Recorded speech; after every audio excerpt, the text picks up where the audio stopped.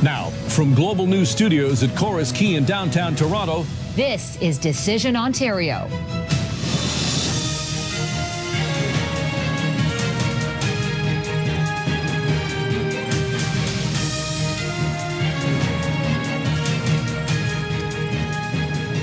well, good evening. The Global News Chopper over our studios at Corus Quay in downtown Toronto. A beautiful night for what is shaping up to be an exciting evening in Ontario politics. Good evening.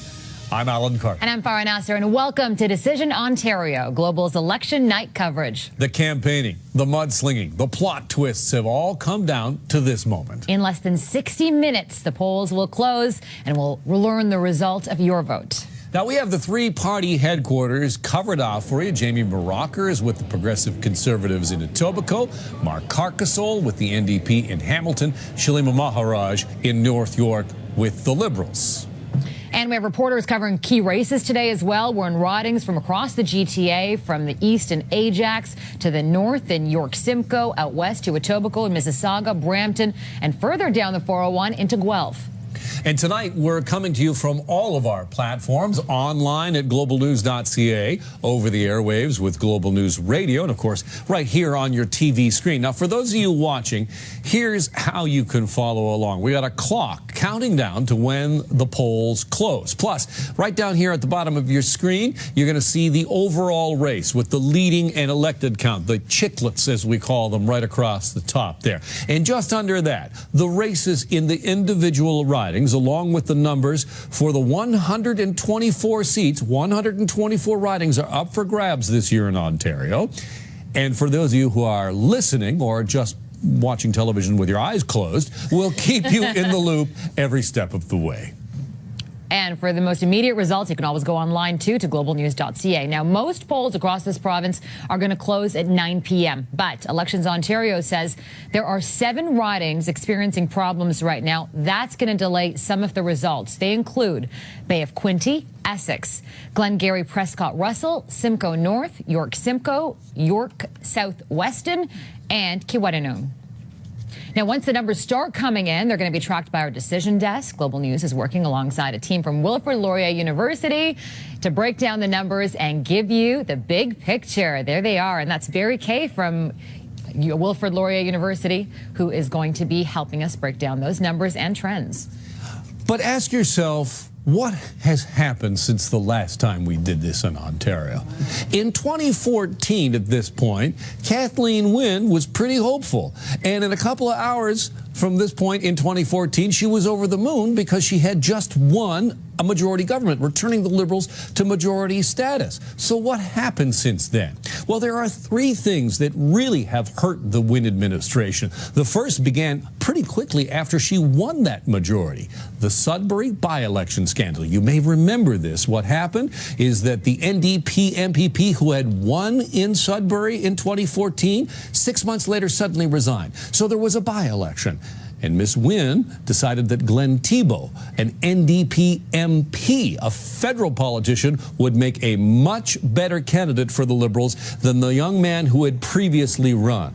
And all of that ended with this: Kathleen Wynne having to go to court as a portion of the election law in Ontario was tried for the very first time. For the very first time in Ontario, a sitting premier had to go to court. She was not charged, but it was not good news for the Liberals. The other big thing that happened over the last 4 years, of course, power and hydro.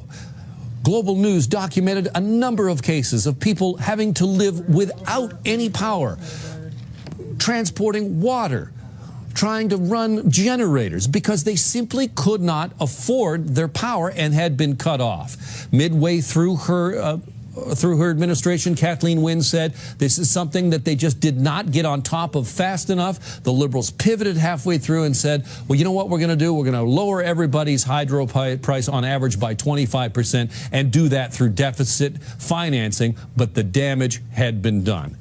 And of course, the last one, cap and trade. January 1st of this year, cap and trade comes in and your gas bill goes up about, on average, 4 cents a liter as a result.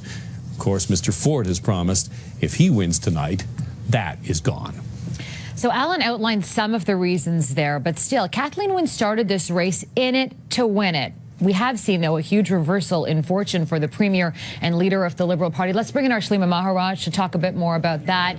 And Ms. Wynne conceded the other week that she wouldn't win. So what's the mood like? What are party faithful saying tonight? Well, right now it's still fairly quiet. We don't have a lot of the supporters already arriving, but right now who I am joined by is Tim Murphy, campaign co-chair. So Tim, obviously one of the big shockers of this whole campaign run was the concession speech 5 days early. When you reflect on this, was this the right move, and what was the impetus for it? Well, we'll have to wait and see whether it was the right move. I mean, look, the impetus was fairly straightforward. There were a significant amount of polling data and other data we were hearing from our own candidates that there was the potential for a majority Ford government, and the only way to stop that was to elect some Liberals in a number of key seats where, frankly, the Democrats have never won that riding since Confederation. So the only way to stop them was to be able to elect a Liberal. There was some hesitancy because people said, well, I'm not sure I want to endorse the government. Say, okay, we'll take that out of the mix. You can vote for that high-quality local candidate, and frankly, we've got hundreds of, 124 of them across the province of great candidates. And what we're saying to Global News voters, the polls aren't closed yet. You can go out and try and stop a Doug Ford majority by voting Liberal. All right, well, thank you so much for joining us. Good luck tonight. Well, thank you. Appreciate it. All right, we'll send it back to you in studio. Okay, Shalima, thank you so much for that. We're going to go back to Jamie Mauracher now. You saw her at the beginning of the show. Jamie, I'm sure a much more optimistic mood among the PCs for Doug Ford.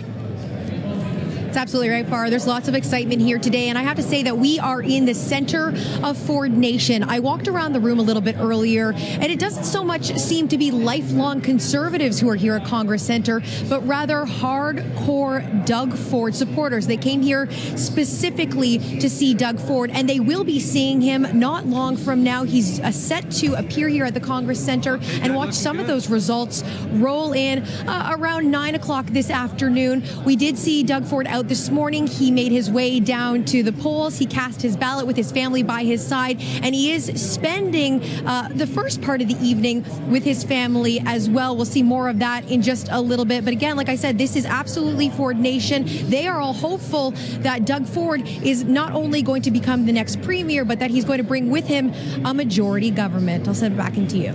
Okay, Jamie Mauracher and Etobicoke, thank you so much for that. We're going to go to Mark Harkisol now in Hamilton with the NDP, and Andrea Horwath is going to be there later on tonight. And this could still be a big party for her, Mark. It could be a very big one, Farah, because they are essentially almost guaranteed a good night here. With Kathleen Wynne's concession last weekend, a lot of people feel as though they were at least pretty much handed second place by the Liberal Party. So there are a lot of NDP staffers here, and that's mostly who's filling up this room right now is a lot of the staff members. Not seeing a ton of supporters yet. And then, of course, you've got us media types here as well. But there's a lot of people who feel like the worst they can do here is second place. The worst Andrea Horwath will be in Queen's Park when this night is over is the official leader of the opposition. There's also a thought, though, that with that last-minute crunch that she put out there, 1,200 kilometers on the road in the campaign bus, going all over southwestern Ontario, that she might have done enough to convince undecided voters, to bring over former Liberal voters now looking for a new home. There's a real sense of optimism here that she could very well have done it. We will see later on tonight. Andrea Horwath is expected to be here at 9 o'clock to address supporters. In what capacity? We'll find out soon. Back to you. Okay, thanks for that, Mark. With that big bus behind